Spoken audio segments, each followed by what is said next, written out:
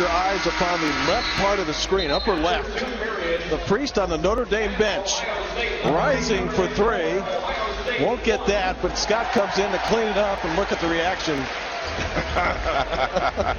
Carlton Scott flies down the middle of the lane and in this incredible dunk. So I go from this move of the three-point to this euphoria of a slam. So I couldn't believe that it was happening. It was one of those surprises that I never would have thought in a million years that it would get caught on camera. Casual observers of Notre Dame basketball might expect a priest to be caught on camera as part of the team traveling party.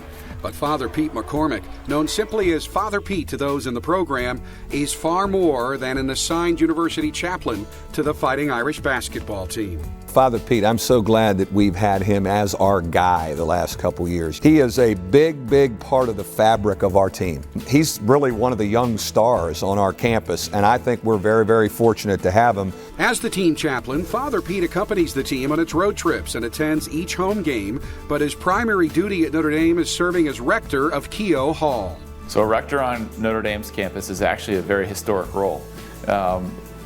At the very beginning, you would have had priests and brothers serving in this capacity, and the job is just to be present to the men of the dorm. And more recently, we've invited men and women into these roles, priests, brothers, sisters, lay men and women who are essentially asked to be a jack of all trades, master of none, building community in our residence halls, being there for our students when they need it. Early in his career at Notre Dame, Father Pete was part of a rotation of priests who accompanied the basketball team dependent on who was available for road trips. He authored a proposal to become the team's dedicated chaplain and still remembers when the approval came through. Sitting in this room, I got a phone call from the director of campus ministry at the time, Father Joe Carey, and he said, hey, I considered your proposal and I'd like to ask you to serve as the chaplain. I immediately said yes and then wondered if he could send that over so that I could sign it right away. The team typically holds a private mass the day before a game. It is a bonding opportunity for the team, a chance for quiet reflection, and is always capped with the distribution of a medal depicting the game's patron saints. So the medals have been something that we have done as campus ministry for a long period of time. And I actually have a spreadsheet on my computer of how saints have done over the course of this season. I've got wins and losses. And this has been particularly important given the fact that we got the Big East tournament, NCAA, coming up. There might be some saints who get some replays. Ask anyone on the Notre Dame team the first thing that pops into their mind when you ask about Father Pete, and a theme immediately presents itself. Do you know what he brings? Great energy. He has got great energy. He's a positive guy. Just energy, you know. When you think about priests or somebody like that, you know, you just think of a guy who, you know, just goes through mass and, you know, just kind of boring a little bit. But, you know, Father Pete brings a lot of energy, and, you know, he's hype about what he does. And Father Pete always has, like, a good energy with him. He's always lively and always cheerful. Like, whenever you talk to him, it's nothing bad. He always livens you up.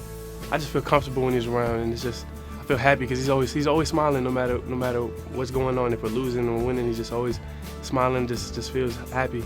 The energy really comes from my love of people. I so desperately want people to feel the joy that God calls all of us to. And so I try to bring it as best as I can and as often as I can. Father Pete's personality and counsel help him fit in with the team, but it doesn't hurt that the team chaplain not only understands the game well, but he can play the game a little bit too. He's a heck of a basketball player. I love watching him in bookstores. There's not a more competitive guy. I mean, yeah, he got a nice game. He got lefty stroke. He got the handles. I've seen him play before. But I've seen him shoot around, so I've seen him, his little left-handed jumper, you know, it looks pretty nice. Actually, when I was a freshman, I used to go out there and play around with him a little bit, and he's a pretty good basketball player. It would surprise a lot of people. He's got that 15-foot jump shot. I usually have the benefit of the doubt of people knowing on some level that I'm a priest, which plays to my advantage only for about the first couple points.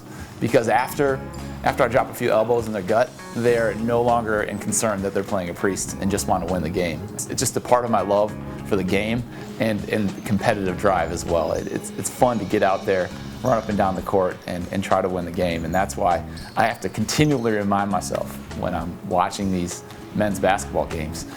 You're not playing, you're not playing, you're not playing.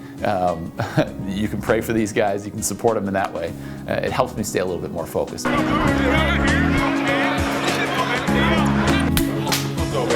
Let's go. Let's go. Let's go, baby.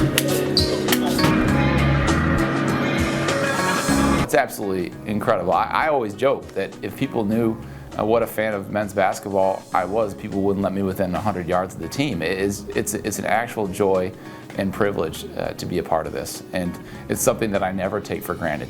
I think we're very, very fortunate to have him, and he's not going anywhere. I'm trying to lock him up for a long-term contract with us.